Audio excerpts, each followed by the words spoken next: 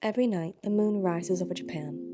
Its light shines on tens of thousands of shrines, and yet, almost none of them are dedicated to the god of the moon.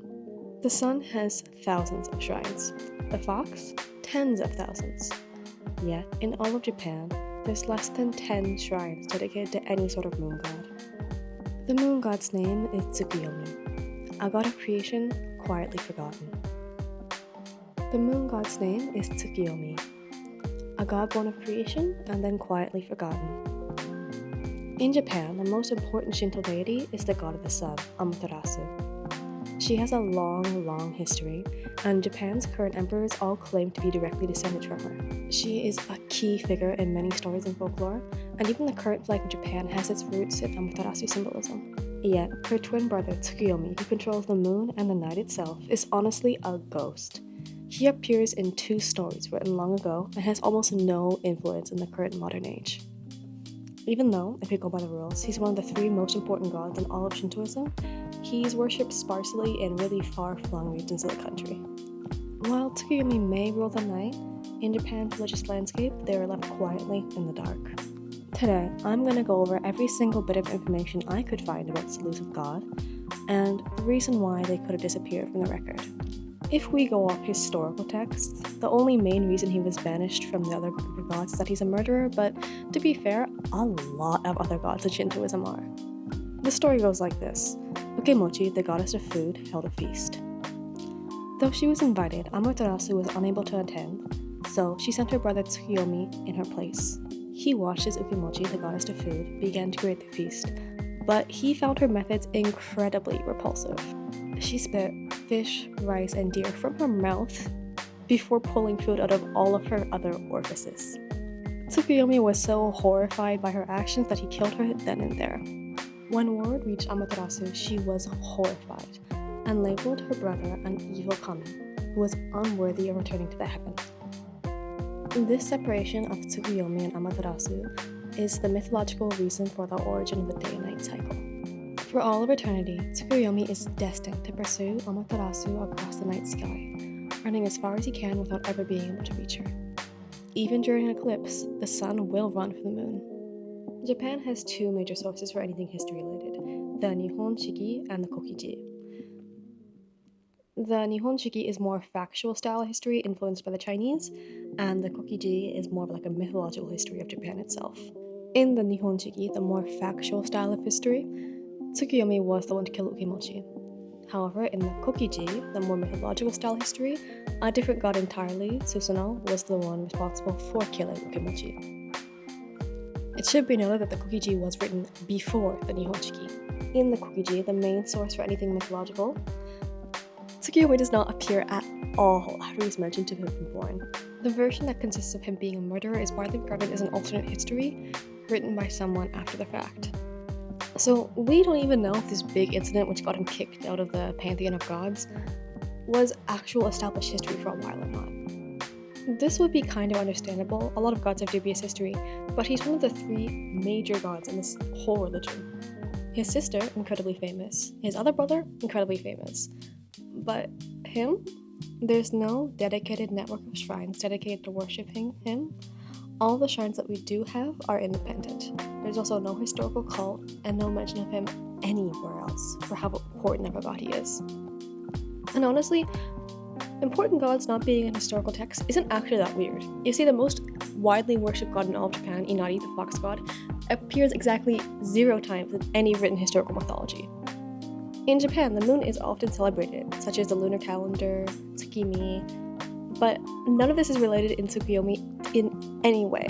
And in almost every single culture nearby and around the globe, the moon is worshipped in some way. Korea and China both have their own version of the lunar goddess or god, and they have a lot of history to back them up. But Japan? Almost nothing. And just to stress how little we actually know about Tsukuyomi, all the major texts are incredibly dubious about their gender. I'm gonna assume they're a boy because that's what it's leaning towards for the ideas of balancing yin-yang, coupling, I guess, because he was supposed to be Amaterasu's husband for a while. But a lot of texts describe him as a girl, genderless, because no one knows. We don't have anything to base anything off of. There are some historical texts that attach Tsukuyomi's name to like a male character, so that's also why I'm going to go off a male interpretation of this god. But again, no one knows.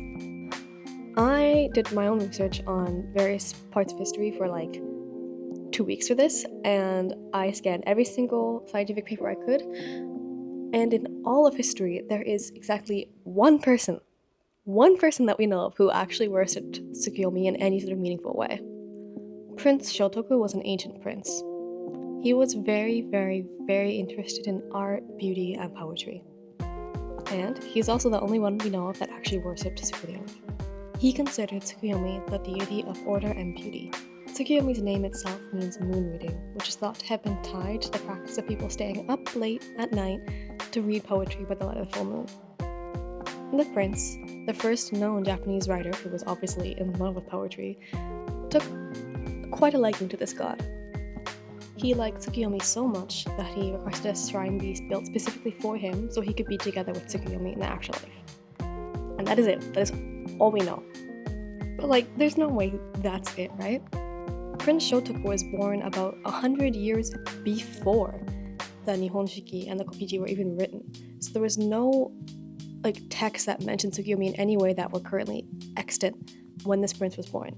So clearly there was some sort of like knowledge of this god in popular culture that led the prince to worship him in the first place. If a person as influential as a prince felt so tied to this god that he wanted to be buried next to him, why did his worship die out? Like, what happened? So here are the leading theories by experts in the research into this field. So number 1, Tsukuyomi was the god of a rival clan who was then wiped out and suppressed. Old Japan was filled with tons of rival clans and territories and states. Japan wasn't even unified until the late 16th to early 17th century, around 1,000 years after the Nihon Shiki and the Kokiji, the history books I mentioned, were even written. So this rival clan theory is actually pretty plausible. This theory claims that Tsukuyomi should indeed be a major important god because the lunar calendar and the cycles of the moon were so crucial to everyday life in ancient Japan. The author argues that his complete and utter absence from modern history is likely the result of some tampering or forced suppression. The details are that an emperor named Emperor Konin originally stripped Tsukuyomi of his mythological status by rewriting history to suppress non-imperial ideas. After all, the patron saint of the emperor's lineage is the sun god, so if you have a whole bunch of people worshipping the moon god, that kind of seems like anti-imperial shenanigans, doesn't it? You see, during Emperor Konin's reign, he was facing a lot of political instability, and him crushing any and all worship of Tsukuyomi would have been a way to ensure that no seditious anti-imperial thought could make its way to the capital. And indeed, around the time of Emperor Konin, the Nihon Shiki and the Kokiji show signs of redaction. Solar worship, not lunar worship, was the safe, emperor-friendly option. The other likely theory claims that Susanoo was originally the moon god, but Tsukuyomi was added later as like a fake extra god for yin and yang balance purposes. Susanoo is the third of the 3 siblings, which Amaterasu, Tsukuyomi, and Susanoo. And in generally Egyptian mythology, he's considered to be the god of the dead and the underworld. He's kind of a little shit and killed a whole bunch of people, did a whole bunch of like troublemaking, and is the reason that Amaterasu eventually locked herself in a cave, depriving the world of sunlight. So he's kind of like the big villain in Shinto mythology, but a lot of people still worship him and respect him to this day. One of the biggest shrines in all of Japan, Izumo Taisha, is dedicated to Susanoo. This Susanoo Tsukuyomi confusion theory would explain the discrepancy between the Nihon Shiki and the Kokiji, and is also backed by some historical sources conflating the two in some circumstances. Personally, I don't really know how I feel about this theory, because with my understanding with mythology, Susanoo just kind of seems like the shit stirrer who does a whole bunch of like random stuff just because he can. He seems very loose, wild, and unconstrained.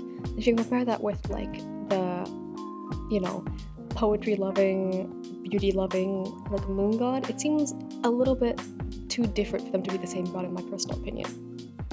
Plus, the moon and the underworld were considered to be very, very, very different places in Japanese mythology, with the moon being where gods were supposed to live, and the underworld being a very impure place where gods weren't really supposed to go. So if one deity was in charge of both of those regions, it would seem kind of weird, especially with Shinto's heavy focus on impurity and being tainted. To figure out what the average person thought, I went on to Reddit, the Japanese kind of version of Reddit, 4chan, and a whole bunch of other weird online forums, and I found some pretty interesting comments. The consensus was that if you were to worship Tsukuyomi at home, you should not worship him alongside talismans from Ise Grand Shrine, the #1 shrine in all of Shintoism, which is dedicated to Amaterasu. The reason being that because Amaterasu and Tsukuyomi don't really get along, it would be not proper for you to do that. Which is really interesting to me because it's totally fine to worship Susanoo with talismans from Ise Grand Shrine, even though Susanoo made Amaterasu super mad and literally made her lock herself away from the world. So Tsukuyomi is not okay because he killed one person maybe, but Susanoo killed hundreds of people definitely and is okay. I don't know. Weird contradictions from that for me. Personally, I'm inclined to believe the historical suppression theory, but we will literally never know. And with how little we know, it's almost impossible to end this video on a super satisfying note. All of the scientific papers I found on Tsukuyomi were super bare bones, with some literally having their links to the PDFs not working.